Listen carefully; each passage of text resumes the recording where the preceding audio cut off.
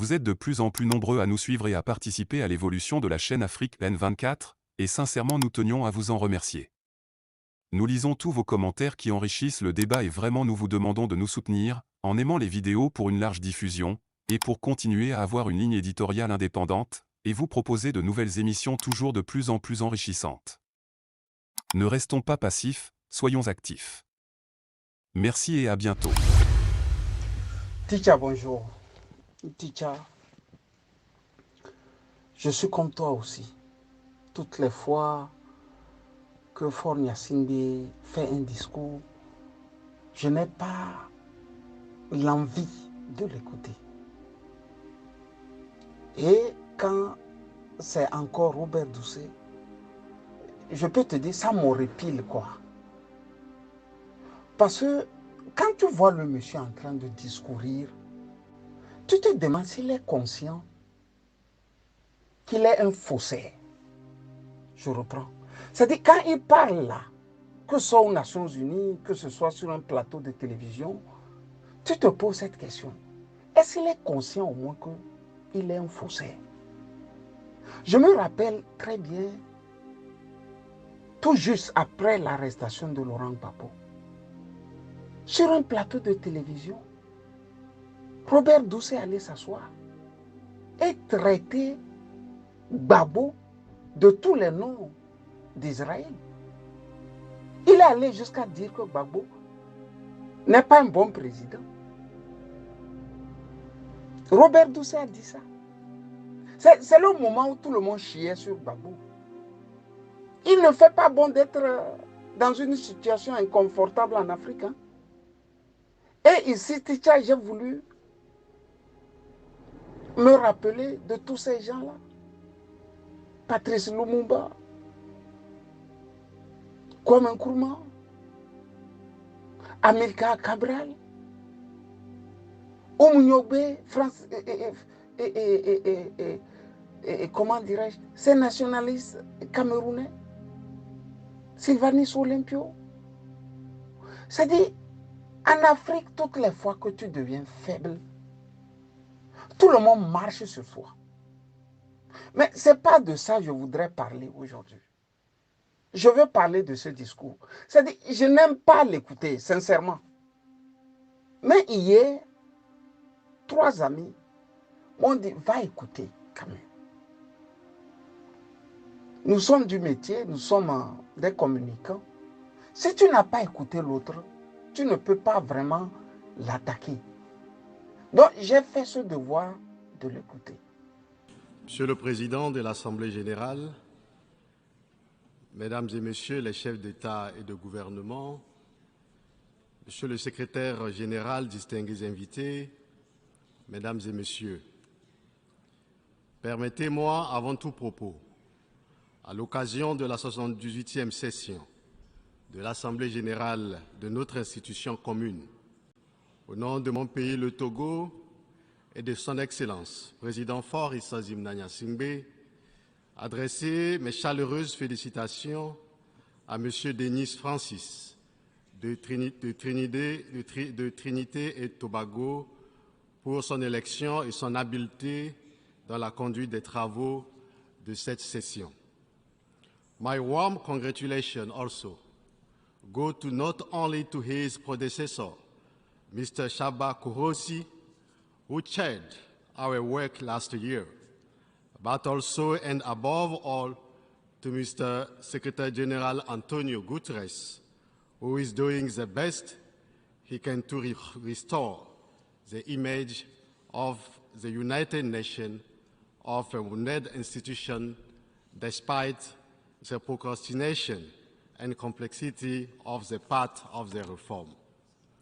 Je voudrais aussi présenter les condoléances et le soutien du président de la République togolaise, Faure Issa-Zimna Gnassingbé, et du peuple togolais au peuple et gouvernement frère du Royaume du Maroc et de la Libye après le séisme et les inondations dans chacun de leurs pays.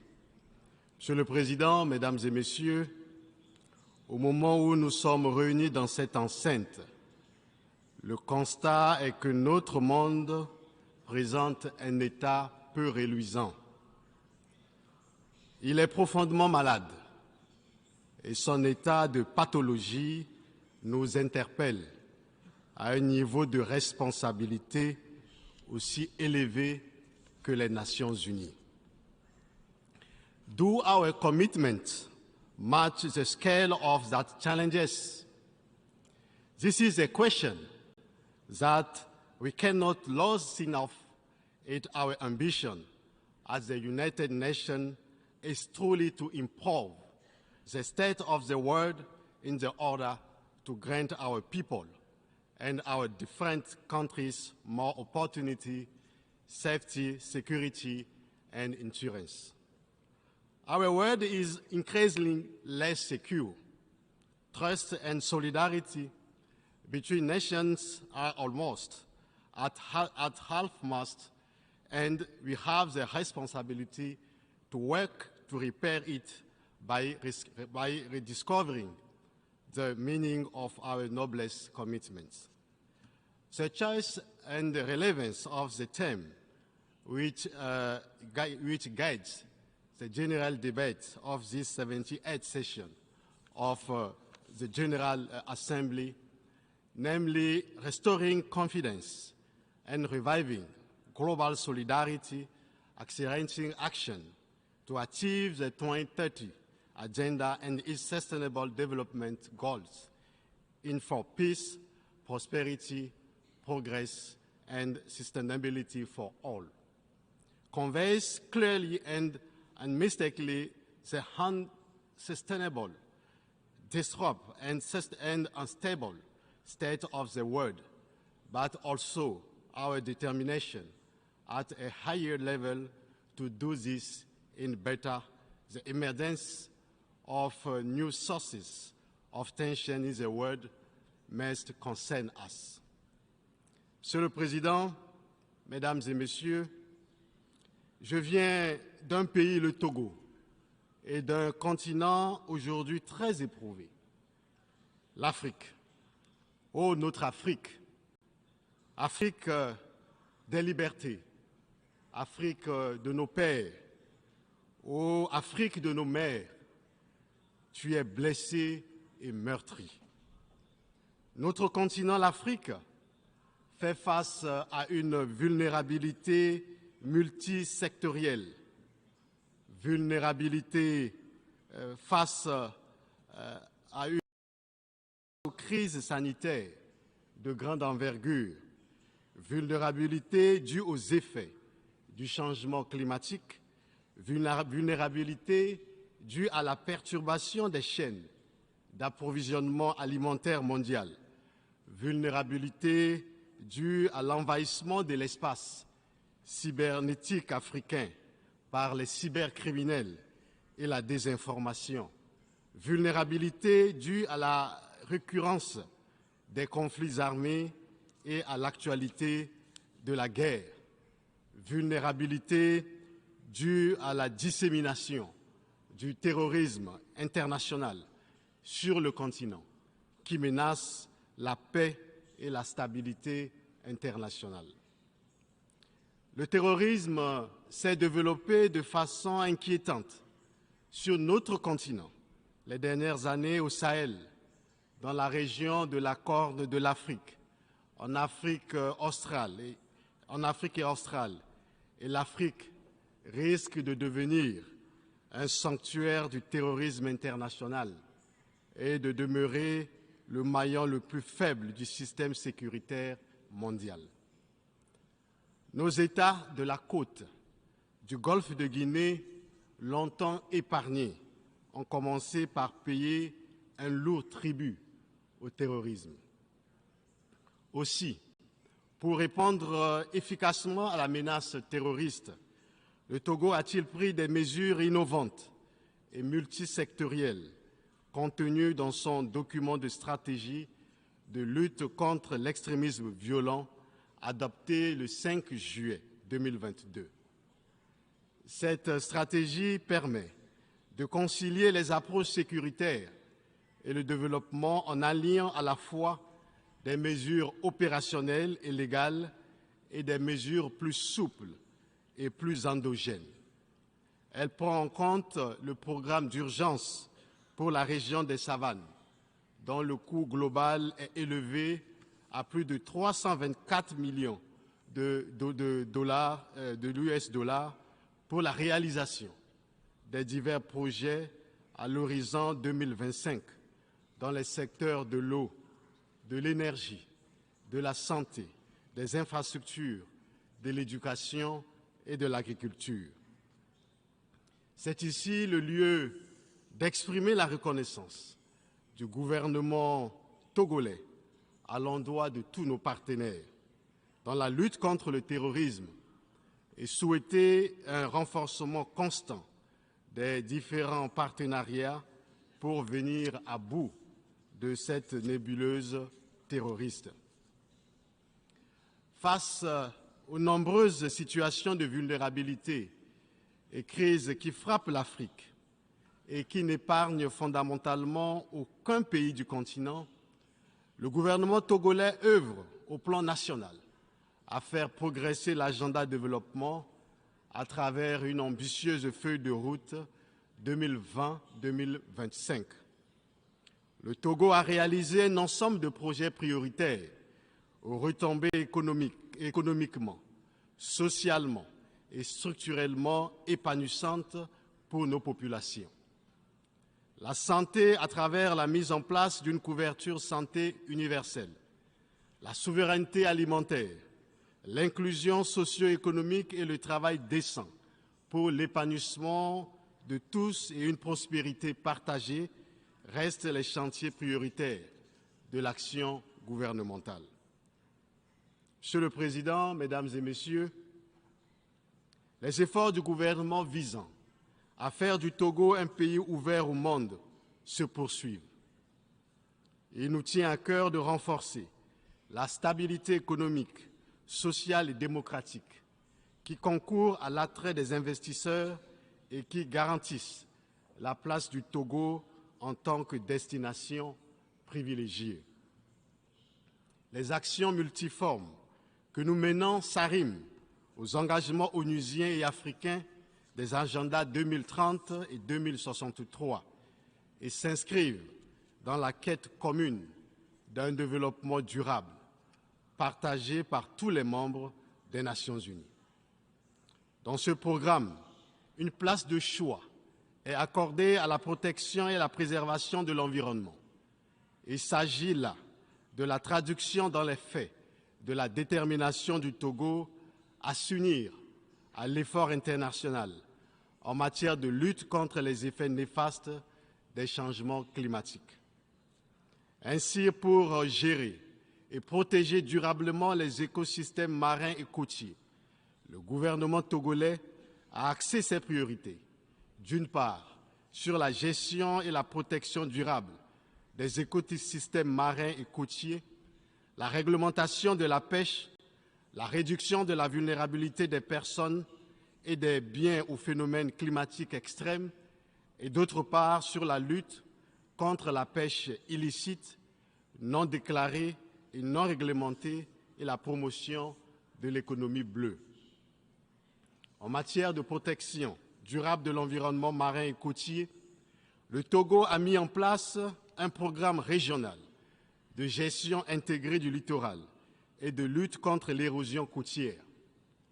Le Togo ambitionne d'assurer la protection de 90% de ses côtes à l'horizon 2025. Enfin, dans le cadre de la préservation et de la restauration des écosystèmes et la lutte contre la désertification, le Togo a lancé un important programme national de reboisement d'1 milliard d'arbres à l'horizon 2030, interdit l'importation, la commercialisation et l'utilisation du glyphosate et de tous les produits le contenant, ainsi que la promotion de l'utilisation des biopesticides et biofertilisants dans notre pays. Dans le domaine des énergies renouvelables, des partenariats stratégiques et diversifiés ont été noués pour la fourniture des services fiables, modernes et à moindre coût en milieu rural. Ainsi, les fonds d'accès à l'électricité par tous dénommé Fontinga a été créé avec pour ambition de permettre au Togo de garantir à l'horizon 2030 un accès universel à des services énergétiques fiables, durables, modernes et à un coût abordable. À travers le projet CISO, des kits d'énergie solaire sont fournis aux populations rurales vulnérables sur toute l'étendue du territoire national, tandis que le gouvernement poursuit inlassablement l'installation de centrales photovoltaïques et de mini-centrales solaires, contribuant ainsi au renforcement de la part contributive de l'énergie renouvelable dans la politique de gestion énergétique du Togo. Monsieur le Président, ainsi nous tenons à saluer les engagements pris et annonces faites lors de la COP 27, notamment la création d'un fonds spécifique sur le financement des pertes et préjudices au profit des pays vulnérables durement touchés par les catastrophes climatiques. Il s'agit d'une avancée majeure dans le cadre de la justice climatique tant exigée par les pays en développement. Toutefois, beaucoup d'efforts doivent être consentis en ce qui concerne la réduction des émissions de gaz à effet de serre et l'utilisation des énergies fossiles, entre autres. À cet égard, nous formons le vœu que la COP 28, prévue à Dubaï en novembre de cette année, nous permette de constater des évolutions significatives dans la mise en œuvre des engagements que nous nous sommes donnés. Le sommet sur l'ambition climatique, tenu ce 20 septembre 2023, ici, est donc venu à point nommé pour témoigner de l'existence d'une volonté réelle d'accélérer la mise en œuvre d'une transition juste vers un monde équitable et plus résilient au changement climatique. Monsieur le Président, Mesdames et Messieurs, dans un environnement continental aux défis pléthoriques et caractérisé par l'expansion du terrorisme international et l'émergence de nouvelles zones de tension, l'Afrique cherche sa voie et le Togo soutient les efforts de paix en Afrique. Le terrorisme et l'instabilité en Afrique est un problème de sécurité internationale et ils doivent être traités comme tels par les Nations unies. Notre région ouest-africaine, où plusieurs États sont en transition, dans un contexte sécuritaire volatile, doit être soutenue dans un élan de solidarité active. Nous devons investir plus dans la paix que nous n'investissons dans la guerre. Si les protagonistes des différents conflits dans le monde nous écoutent, je voudrais leur dire que la guerre est une négation de la dignité de la personne humaine. Emmanuel Kant, ce grand philosophe des Lumières, disait « Si les décideurs de la guerre pouvaient envoyer leurs propres enfants au front, jamais il y aurait la guerre. » Le Togo est un pays de paix et le Togo s'oppose à la guerre, quelles que soient les raisons. Depuis notre indépendance, le 27 avril 1960, jamais le Togo a fait la guerre à ses voisins. Jamais le Togo a agressé ses voisins ou un quelconque pays. Jamais le Togo a servi de base arrière pour une quelconque agression contre un pays frère. Le Togo est un pays de paix. La paix est dans l'ADN du peuple togolais. Le Togo a toujours été un pays de médiation qui favorise le dialogue, la négociation et l'entente entre les peuples et les gouvernements. Le 6 janvier de cette année, 49 soldats ivoiriens ont été libérés grâce à la médiation du président de la République togolaise, le président Faure Issozimnia Gnassingbé, mettant fin à la tension entre les gouvernements de Côte d'Ivoire et du Mali. Le Togo a accueilli sur sa terre les différents pourparlers de paix. Et nous pouvons les citer. Nous avions le Tchad dans les années 1982, la Sierra Leone en 1991, le Libéria en guerre en 1991, la Côte d'Ivoire dans les années 2000, etc., etc. Nous appelons à la désescalade et à la cessation des hostilités dans les différents foyers de tension dans le monde et en particulier en Afrique de l'Ouest. L'Afrique a trop souffert de la guerre et un minimum de sens de responsabilité doit nous convaincre à investir dans la prévention et la résolution pacifique des conflits. La mauvaise chose de la guerre, dit notre auteur Emmanuel Kant, c'est qu'elle fait plus de méchants qu'elle n'en peut emporter. Les ingérences extérieures sont conflictogènes et facteurs de crise en Afrique. Elles complexifient généralement la recherche de solutions à nos crises et fragilisent les initiatives des solutions africaines aux crises africaines. Elles ne sont plus les bienvenues dans une Afrique qui a conscience de ses problèmes de paix, de sécurité et de développement. L'Afrique ne veut plus des ingérences extérieures. L'Afrique veut rester elle-même et maître de son destin. Monsieur le Président, Mesdames et Messieurs, sur le continent africain, depuis quelques mois, le Soudan, pays frère, est affecté par un conflit armé qui suscite beaucoup d'inquiétudes. Conscient de l'importance de la paix et de la sécurité pour un développement durable et inclusif, le Togo, qui en a fait des axes principaux de sa politique de développement, a abrité, sous l'égide du président de la République, le président Faure Gnassingbé, en juillet 2023 à Lomé, un dialogue consultatif et de concertation entre les leaders politiques et militaires du Darfour en vue d'apporter sa contribution à la résolution de la crise ou du conflit soudanais.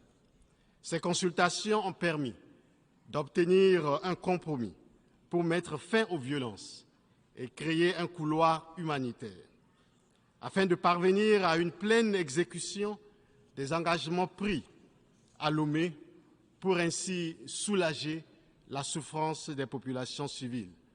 Nous exhortons les parties soudanaises au conflit à privilégier la voie du dialogue et la concertation pour un règlement rapide des différends dans l'intérêt supérieur du Soudan.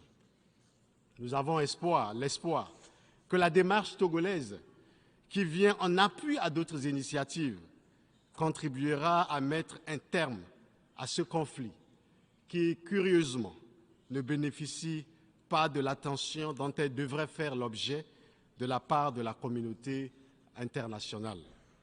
Ces derniers temps sont tout aussi marqués en Afrique, de l'Ouest et du Sahel, par des dévolutions inconstitutionnelles du pouvoir, avec l'instauration des régimes de transition dont la réapparition, au-delà des interrogations qu'elle suscite, nous font l'obligation de repenser nos systèmes de gouvernance.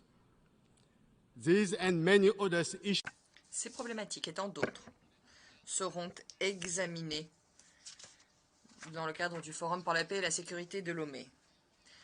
La première édition de cette manifestation est prévue pour les 21 et 22 octobre 2023. sous le thème du renforcement des transitions vers la gouvernance démocratique en Afrique. L'objectif est d'examiner comment développer des stratégies visant à relever les défis des transitions politiques, et ce d'une manière coordonnée, pertinente et efficace.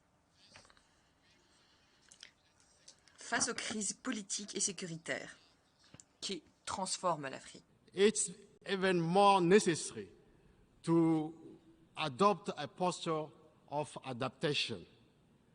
Thus, Togo and several other countries decided in Lomé in May 2023 to create the African Political Alliance, which is intended to be a framework for consultation, political dialogue, and joint action based on historical ties of fraternity and the principles of the sovereign equality of states, independence and unity of action. Pour ce qui est de la réforme du Conseil de sécurité des Nations Unies, nous ne voulons plus revenir dessus. L'Afrique, nous l'avions déjà dit, ne peut plus rester en marge de l'instance à laquelle il revient d'assurer la paix et la sécurité internationale. Le Conseil de sécurité ne peut plus demeurer une simple affaire des vainqueurs et leurs alliés du deuxième conflit mondial. Rien ne peut plus justifier le maintien du statu quo. La structuration idéologique et institutionnelle du monde d'après-guerre est désormais obsolète. Le statu quo ne peut plus continuer. Monsieur le Président, Mesdames et Messieurs, nous sommes à une nouvelle ère des relations de l'Afrique et du Sud global avec le monde. Et l'Afrique n'entend plus dans la nouvelle dynamique rester dans l'ombre d'une quelconque grande puissance. Le temps où d'autres entités prétendaient parler au nom d'une Afrique qu'elles n'écoutent même pas ici, aux Nations Unies et sur la scène internationale, est révolu. Les partenaires de l'Afrique, nouveaux ou anciens, qui hésitent encore à accepter la nouvelle trajectoire prise par l'Afrique dans le processus d'évolution historique, doivent changer d'attitude, d'approche aussi, dans une Afrique qui a profondément changé. Ces dernières décennies, notre monde a subi de grandes révolutions silencieuses dont la signification profonde réside dans le renouveau qualitatif qu'elles induisent dans les relations entre les nations et qui les accompagnent dans leur propre histoire. La réalité du monde, c'est qu'il n'y a plus de centre de gravité monopolistique. Le centre du monde est désormais ici et nulle part ailleurs. Personne n'est le centre du monde. En tout état de cause, ce qui est clair et que nous voudrions rappeler ici, c'est que l'Afrique regarde désormais ses relations avec les grandes puissances par rapport à ses propres intérêts. Last year at this same platform, I told you that Africa no longer wants to align itself with the great powers, whatever they may be. The role assigned to Africa in this 21st century is evocative of the image that certain power of our continent still have, their zone of influence. We must be concerned about the place that Africa occupies on the world stage. Today, Africa does not occupy the place it should hold on the international scene. The great power want to reduce Africa to a purely instrumental entity in the service of their causes, and absolutely do not want the continent to be able to play an important role. The fractures of the colonial area between a so-called French-speaking, Spanish-speaking, Portuguese-speaking, Arabic-speaking, and English-speaking speaking Africa have diminished as have the post-Cold War ideology that dominated the entire second part of the 20th century. Today, Africa wants to be itself, and we say today, as we said the last year, we prefer Africanophonie. Africa accepts more equality, respect, equity, and justice in this relation and partnership with the rest of the world, with the major power, whatever they may be. Today, Africans want to be true partners. Africa certainly does not have the same megaphones as the great power of the world, but the voice of Africa counts and must count if we want to have Africa as a partner on major international issues. La question de la réforme de l'architecture multinationale mondiale préoccupe l'Afrique au point qu'elle sera au cœur du 9e congrès panafricain de 2024 prévu à Lomé. Pour ceux qui ne le savent pas, le temps est celui du réveil africain, panafricain. Dans l'élan panafricain et conformément aux nobles objectifs des pères des indépendances africaines, l'Afrique et les Africains réclament et entendent porter leur voix, et ceci de façon souveraine, de façon libre, indépendante, sur la scène internationale. Monsieur le Président, Mesdames et Messieurs, l'Afrique sait ce qu'elle veut. Les peuples africains et du Sud global sont frustrés car ils se sentent insultés, ils se sentent déshumanisés. Et parfois, ils se demandent, qui donc êtes-vous pour bafouer notre humanité ainsi? Qui donc êtes-vous pour nous mépriser ainsi? Qui donc êtes-vous pour nous humilier ainsi?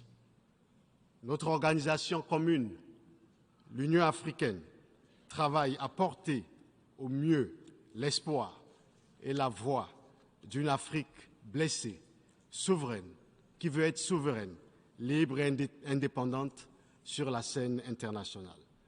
Mais aussi, nous y travaillons dans le cadre de l'Alliance politique africaine lancée à Lomé, au Togo. Les rivalités entre les grandes puissances ne doivent pas être d'emblée celles africaines. Tout le défi pour nous, nations africaines, c'est d'éviter de prendre part à des rivalités qui ne sont pas les nôtres.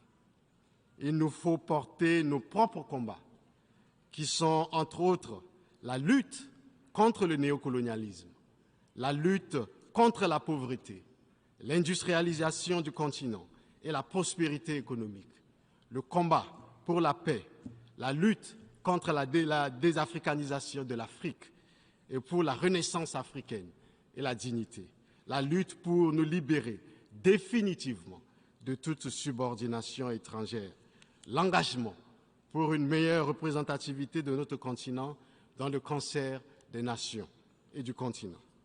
Nos combats ne sont ni ceux de l'Ouest, ni ceux de l'Est, encore moins ceux d'un quelconque bord ou partie du monde. Nous devons nous concentrer sur nos combats actuels et à venir. La politique internationale ne saurait être réduite à un champ caporalisé où l'on soit obligé de prendre position en faveur d'un camp contre un autre. Nous voulons un système international reformé, fondé sur des valeurs et des principes que respecte tout le monde et respectueux du droit des peuples à se positionner librement selon leurs convenances sur la scène internationale. Le droit des peuples à disposer d'eux-mêmes implique le droit de chaque État à se comporter comme il veut sur la scène internationale, dans les limites du respect de ses engagements internationaux. Sur les grands défis transnationaux de notre siècle, comme le changement climatique et la lutte contre le terrorisme international, nos vues peuvent rencontrer celles des autres, mais elles doivent demeurer nos vues, profondément réfléchies et arrêtées conformément à nos agendas propres. Il n'est plus question pour l'Afrique que nous voulons et portons de jouer les rôles de second plan dans la dynamique d'évolution du monde. L'Afrique dont je vous parle n'est plus prête à accepter la propension de certains pays à faire de leurs préoccupations d'ordre géostratégique celles des Africains. Monsieur le Président, Mesdames et Messieurs, au demeurant, les défis de notre monde sont grands et les nouvelles orientations africaines en matière de relations extérieures obéissent à la dynamique d'un renouveau et d'un changement de paradigme. Le temps est celui du réveil africain et panafricain où notre continent a repris conscience de lui-même et de ses responsabilités internes à l'égard du reste du monde. L'Afrique a besoin d'un partenariat respectueux de la stricte dignité de chacun. Nous voulons être vos partenaires et non vos sujets. Nous voulons servir nos peuples et non servir des intérêts étrangers. Cette nouvelle dynamique n'est dirigée, et nous le disons et répétons, contre personne. Elle est l'expression d'une Afrique nouvelle, d'une Afrique africaine, africanophone, celle qui se veut libre, souveraine, indépendante et maître d'elle-même. En somme, pour la jeunesse africaine, elle est claire, ses mots sont clairs, c'est ceci, nous sommes fatigués par le paternalisme. Nous sommes fatigués par votre mépris de nos opinions publiques, votre mépris de nos populations et de nos dirigeants. Nous sommes fatigués par votre condescendance. Nous sommes fatigués par votre arrogance. Nous sommes fatigués, nous sommes fatigués et nous sommes fatigués. Je vous remercie. Et il n'y a rien de nouveau. C'est pour ça que je me dis que le professeur Nyamsi Franklin doit faire très attention quand il prend des positions sur tout ce que les officiels togolais font. J'ai peur qu'il se discrédite un matin au point que les Africains lui tournent dos. D'autant plus que quand on veut parler des tyrans, il faut être très prudent. Chez nous, c'est 8 millions de Togolais qui souffrent le martyre de Robert Doucet, de Faure Gnassingbé et de tous les apparatchiks qui sont là-bas, certains depuis 17 ans avec Faure Gnassingbé comme ministre, certains depuis 15 ans, depuis 10 ans, et puis qui se recyclent dans les ministères et consomment. Ticha, tu peux t'en rendre compte que Robert Doucet dit, depuis 1960, le Togo n'a jamais participé à détruire un pays. C'est Robert Doucet qui dit ça.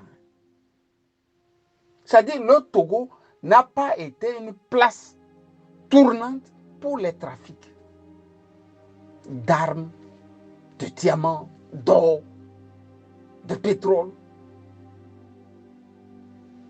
pour détruire certains pays.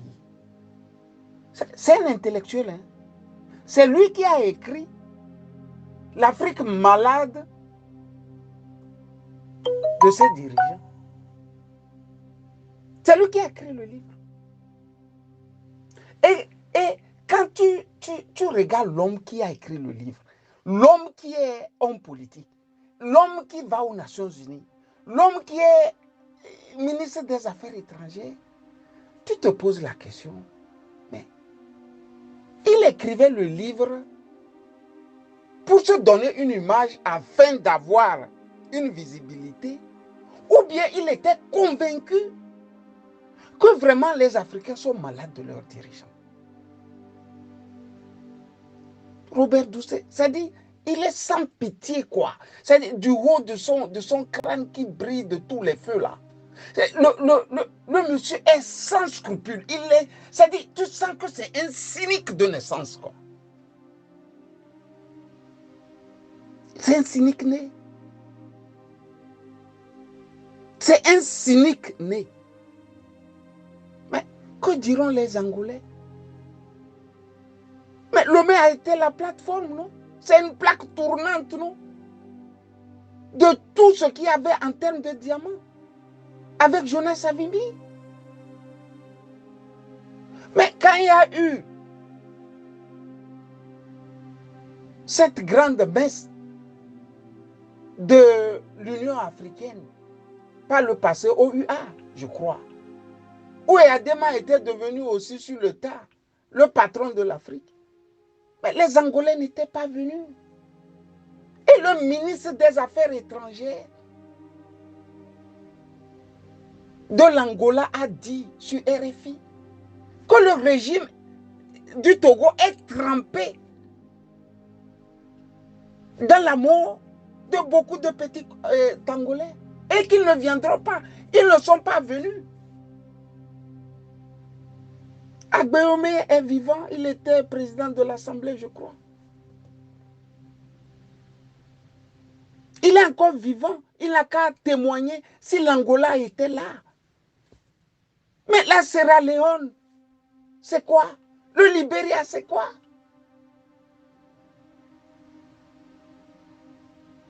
Mais et la Côte d'Ivoire maintenant?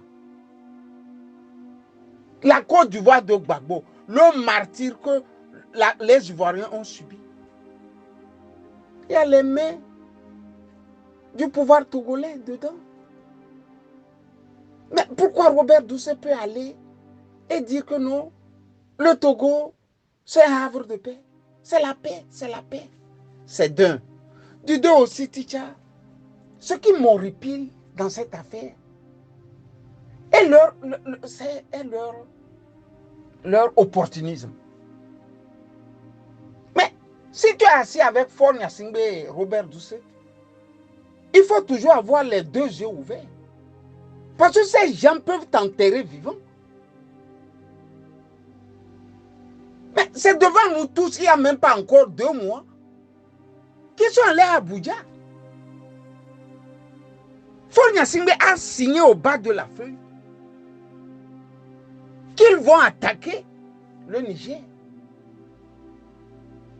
Quelques jours après, l'Office togolais des recettes, l'OTR, a pondu un communiqué où ils disent dans le communiqué qu'ils respectent à la lettre l'embargo contre le peuple nigérien. D'où sortir maintenant que d'éminents professeurs comme le professeur Franklin leur donnent un blanc-seing, soit dit en passant, qu'ils sont contre une intervention. Ticha, c'est quoi cette affaire-là? Ticha, supposons que la France se décide, alors je te parle, d'attaquer le Niger. Mais si la France veut faire passer le matériel militaire par le Togo, sincèrement, chers Togolais,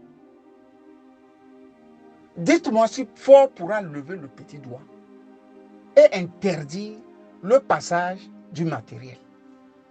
qui va détruire le Niger. Non, sincèrement, quoi. On donne l'impression que Faure Gnassingbé est assis sur quelque chose. On donne l'impression qu'il y a un peuple derrière lui. Voilà le professeur Franklin Nyamsi lui-même qui a dit que le gars n'a aucune légitimité à l'interne. C'est-à-dire intérieurement dans son pays, il n'a aucune légitimité. Mais comment maintenant tu peux affronter la CEDEAO et la France quand tu n'as pas de légitimité? Mais les discours, tout le monde peut les faire, non? Tout le monde va à l'ONU et puis raconte tout ce qu'il veut. Mais ici, nous sommes devant un opportunisme déroutant. C'est un opportunisme qui fait mal. Il regarde vers où va pencher le poids. Et ils prennent là-bas, ce côté. Mais alors qu'au départ, nous avions même aidé les Robert Doucet. On a dit, ces tondus et ces pelés-là ne feront aucune guerre là-bas. Parce que ce n'est pas possible. Nous, on n'a pas attendu pour que 3 pays se coalisent, c'est-à-dire le Mali, le Burkina et le Niger. Nous, on n'a pas attendu ça. Le jour même, d'ailleurs, même quand il disait qu'il n'y a pas coup d'État, j'ai fait une sortie. Le jour là, mais j'ai dit c'est un coup d'État. Que la France cesse de mentir, c'est un coup d'État. 3 heures, 4 heures après, le coup d'État était confirmé. Mais on a aidé, plus ou moins. Quand les Guinéens avec Doumbia, bien que nous ne l'aimons pas, parce que nous savons comment il est arrivé au pouvoir, a dit, nous là, nous n'allons pas attaquer un pays frère. Dès les premières heures, le gouvernement de la Guinée a pondu un communiqué. Nous là, nous n'attaquerons jamais un pays frère. Faure Gnassingbé était assis là-bas. C'est-à-dire, il pue le faux, quoi, notre président là. Il est assis là-bas, comme lui ne parle pas. Il regarde. Devant ses pairs, il signe. Quand il arrive à Lomé, il laisse ces analystes-là, Kegewe et d'autres, lâcher des trucs, insulter les autres présidents. Sincèrement, Faure est plus propre qu'Alassane Ouattara. Non, quand même pour des raisons de convenance, quoi. Est-ce que Faure Gnassingbé est plus propre que Alassane Ouattara? Est-ce que Faure aussi peut l'ouvrir et insulter Alassane Ouattara? Faure peut l'ouvrir et insulter Talon. C'est pas possible. Ils racontent du n'importe quoi à l'ONU. Et puis ils ont des relais. Vous allez remarquer qu'ils ont laissé des gens avoir maintenant des comptes YouTube. Beaucoup. On a senti, c'est bien fait. Ça, c'est un grand discours. Ça, c'est ceci ou cela. Comment toi, tu fais un discours sur la paix? Et chez toi, des petits-enfants, des jeunes frères sont pleins dans les prisons, meurent chaque jour. C'est qui ça, ce monsieur? C'est qui ça, ce président?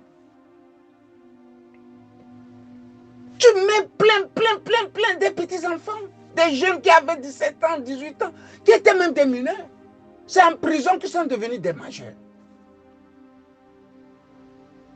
On leur vole la vie, leur avenir comme ça. Mais au milieu de ces enfants-là, il y a des Mozart, il y a des Beethoven.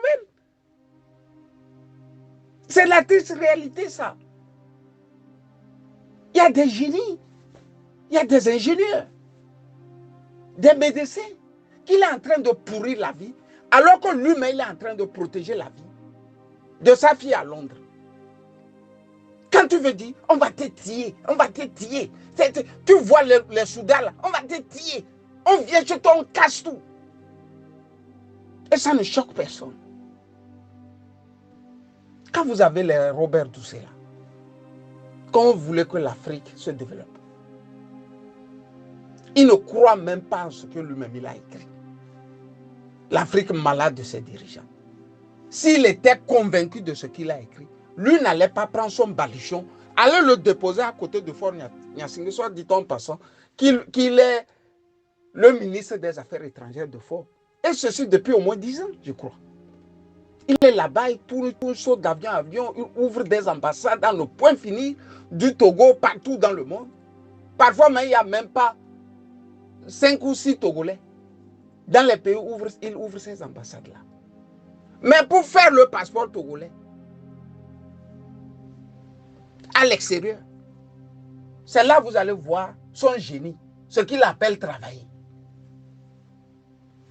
Vous avez des tordus comme ça, qui se lèvent, qui ont des antécédents judiciaires. Mais on nous a dit que l'homme avait plagié son mémoire, non? Il a plagié ça. Mais on ne nous a jamais dit s'il a été blanchi de ça ou pas. On le laisse, il traîne comme ça. Mais c'est quel exemple de probité on montre à la jeunesse?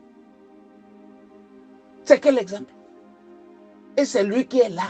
La petite tête là brille comme ça là.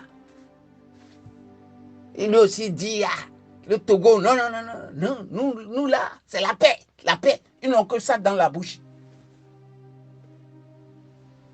La paix, la paix. Au même moment, ils crient à la paix, sont en train de tuer les enfants d'autrui. Sont en train de piller la République, de déplumer la République. Et ils n'ont que paix, paix. Nous, c'est la paix. Nous, c'est la paix. Depuis Adema jusqu'au fils. Déjà, tu sais, nous les méritons aussi. C'est tout ce que j'ai à te dire. Nous les méritons. Bonne journée à toi et bon week-end, Tisha.